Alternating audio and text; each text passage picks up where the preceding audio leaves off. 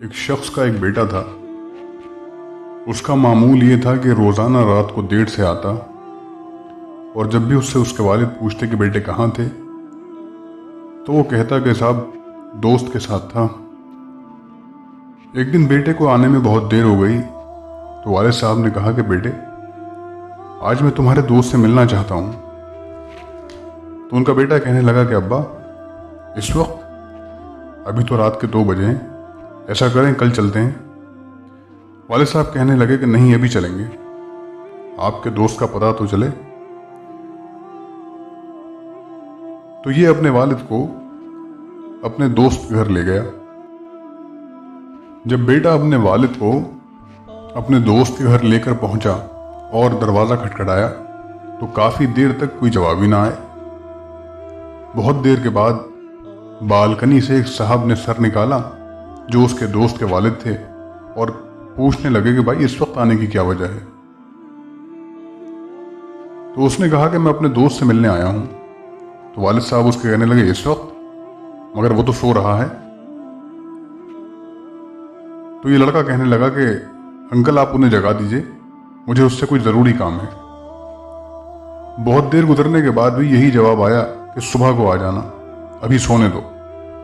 अब तो बेटे की इज्जत का मामला था तो उसने इमरजेंसी और अहम काम का हवाला दिया, मगर आना तो दरकिनार, उसने तो नीचे झांका तक नहीं। बाप ने बेटे से कहा कि बेटे चलो अब एक मेरे दोस्त के पास चलते हैं। दूर का सफ़र करते हुए अजानों से पहले वो उसके गांव पहुंचे और उसके घर का दरवाज़ा खटखटाया, मगर उसके यहाँ से कोई जवाब नहीं आया। तो उन्होंने थोड़ा ज़ोर से दरवाज़ा खटखटाया और अपना नाम बताया, मगर फिर भी दरवाजे से कोई आवाज़ नहीं आई। अब बेटे के चेहरे पर जरा फातिहाना मुस्कुराहट आ गई कि लो मेरे दोस्त ने भी नहीं खोला और आपका दोस्त भी नहीं खोलता। लेकिन इसी लम्हे में एक लाठी की ठक-ठक सुनाई दी और दरवाजे की जंजीरें और कुंडी खुलने की आवाज़ आई। एक बूढ़े साहब बाहर निकल कर आए और उन साहब से आकर लिपट गए और आकर बोले कि मेरे दोस्त बड़ी माफ़ी चाहता हूं कि मुझे आने में देर हुई।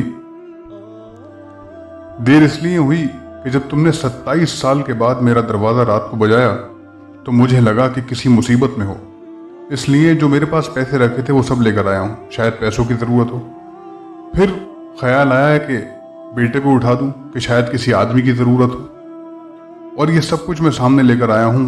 पहले बताओ तुम्हें ज़रूरत किस चीज़ की है।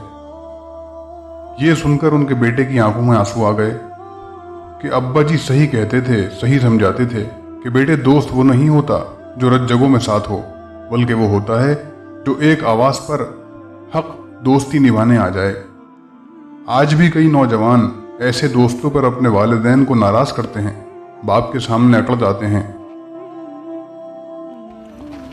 ज़रा दिल थाम कर सोचिए तो सही कि आपके दोस्तों का शुमार कौन सी किस्म में होता है।